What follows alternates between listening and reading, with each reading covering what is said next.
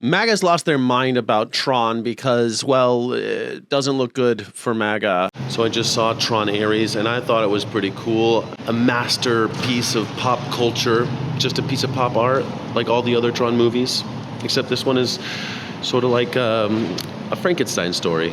It doesn't look good for anyone who is in a position of authority because the whole thing is about challenging authority and not being an NPC. I don't think that you can be someone who is a lockstepper, someone who is just goose-stepping along with the regime. You can't just goose-step along with the regime and watch this and not have some of your ideas threatened. The question that Tron Ares wants you to ask yourself is, do you want to be an individual or do you want to follow your programming? I love Tron. When I was a kid, I was super into Star Wars, but if you ask me when I was little, if there was one thing I liked more than Star Wars, it was Tron. And I think the fact that it never does incredibly well is fantastic. Great. What's good about Tron is that we don't get a ton of content, which I think we should keep it this way. Let's just do a sequel every 10 years and we'll all be happy. You know, don't push it with Tron, okay? Someone loves it enough, we're going to get another movie out of it, even if it underperforms. And what you end up getting is these pop art pieces disguised as movies. That's what Tron is. You're not supposed to be really thinking about it too much. It's a very simple story about a guy that goes into a video game, and maybe you get some other cool themes out of that, but really it's about these action sequences, and don't think too much about the themes. They're going to sneak those themes in, but most people won't even recognize them. But in this one, you do have, in Tron Ares, you've got the red versus the blue, which might make you think of something in America, right? The red being the people in power and the blue being the ones that are the good guys. Because that's what it is. It's all red versus blue company. The red company and the blue company. That's what it's all about. When you ask the people who are in charge of the blue company whether or not they're trustworthy, they say probably not. I like to think so, but probably not. I can't think of a better allegory for the Democrats. Can I trust you? No. No, you cannot trust them. Do you wish that you could? Do they wish you could? Maybe. Are they a bit more empathetic than the red company? Yeah, a little bit, but don't trust them. Can't trust them. The red, in this case, the Republicans, MAGA world, they're just straight up evil, perfectly willing to kill people for their own ends. So, yeah, so is the blue slightly better than the red? Yes, but don't trust either of them.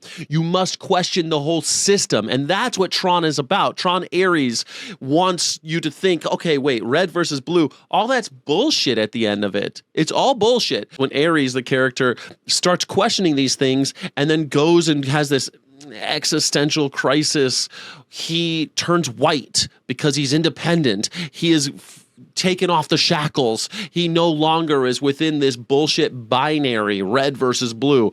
And to me, this is talking about the rebel ethic. This is talking about anarchism. This is talking about the individual questioning his programming and doing what he wants, but also not judging those who are going along with their programming. There's another character named Athena that they put up as this villain character, but she isn't a villain. He has empathy for her because he knows that she is following her programming, trying to get the best results for her. And she even says something along the lines like, I followed every directive, I followed every order, and this is how it ends up for me. And Ares is empathetic about it.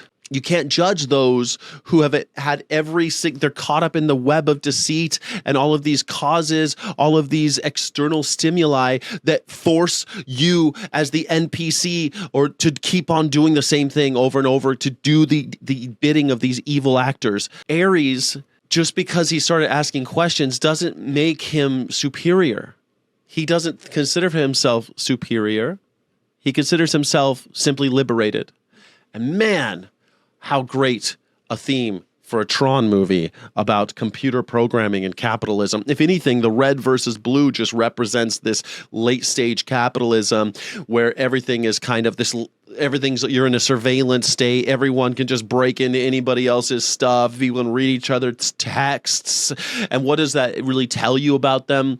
Not much. There's a part where Ares reads another character's all of her text messages, thinks he understands everything about her, but he doesn't really get it. He doesn't really get what it is to be human just by reading other people's texts.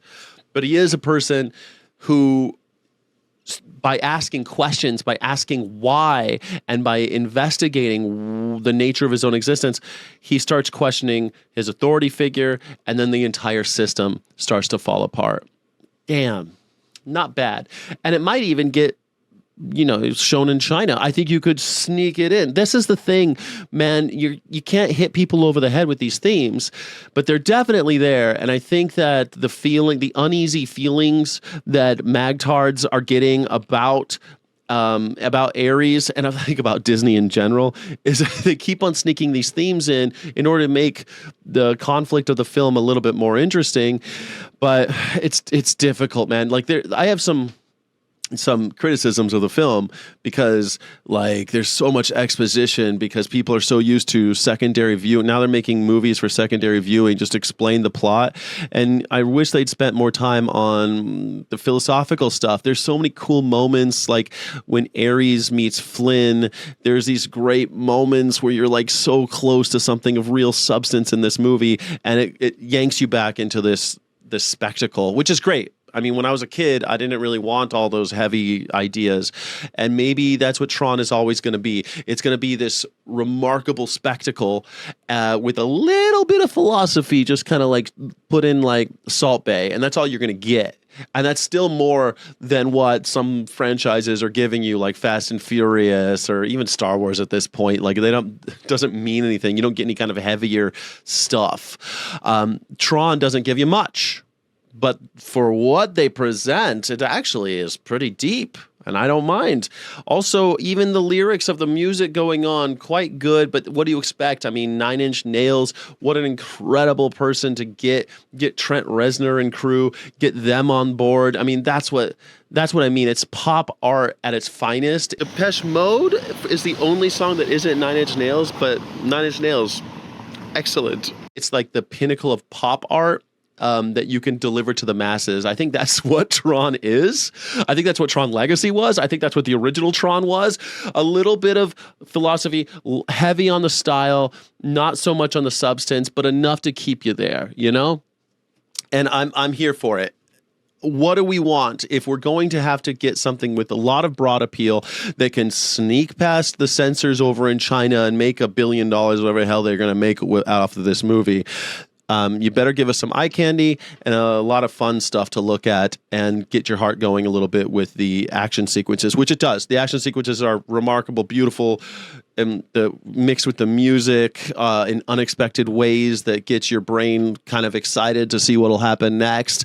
My jaw opened a couple times during all of the craziness, which exactly what I'm into when it comes to Tron movies. I can't tell you that everyone should go see it because I think so many people are going to feel uneasy about some of the themes, and then a lot of other people are going to be like, well, what about the physics of the world? And man, forget about the physics of the world. The movie's about a dude who goes into the machine in the 80s because a particle laser hits him. I mean, you got to turn off your brain about some of the physics of this thing, and that's okay. Forget about that shit. Stop trying to nitpick every goddamn movie. This thing is ostensibly for children with a few adult themes mixed in. All right? So get into it. I love so much about what they did with Tron Ares. I think Jared Leto finally got a good role in a good movie. It's so rare because I feel like he's one of the most underrated, underused, amazing actors. I love the fact that Jared Leto's a 52-year-old vegan who looks fantastic and is still doing action movies like this. Sweet. I'm in. I dug all the Jeff Bridges. Who doesn't love Jeff Bridges? Every time I see him, I want to watch The Big Lebowski all over again. I'm there for the 80s nostalgia stuff. Super cool. Not just nostalgia. I love that they go back into the 80s style. So if you are someone who saw the original, they actually go to the grid that is from the original and use some of the original graphics, and that was super cool. I think that if you're paying attention and you are a thinker, you've got something to talk about after the movie's over. Which, what else do you want from a movie? So I think you should go see it. Make sure you see it in 3D. Damn it. It's a pop art piece. See it in 3D. If you're not seeing it in 3D, I don't know what. Like, I saw the original Tron in regular movie in 35 millimeter. I saw Tron Legacy, Tron 2.0. I saw that in 3D when it came out, and it was fantastic. With the Daft Punk soundtrack, are you kidding me? Oh my god! And then this new one with the Nine Inch Nails soundtrack. You got to see it in 3D. You have to. You have to. Why? I watched a review where somebody watched it in 2D, and I'm like, what the hell? I don't need to ever see this Tron movie again. Just like Legacy, I don't need to see it again. If it came out, if they re-released Legacy in 3D in the theaters and IMAX or something, I would totally go see it. But watching it home on your phone, that's not what this movie's for. This movie is a cinematic outing. Please go see it. Thumbs up for me. I hope that you enjoy it. And if any of your MAGA friends tell you that that they don't like it because there's a character in it who thinks for himself and wants to take off the shackles of this false binary between red and blue, well, you could tell them about this. Send them this review. I hope that I didn't put too many spoilers in here, and I really hope that you go see the movie.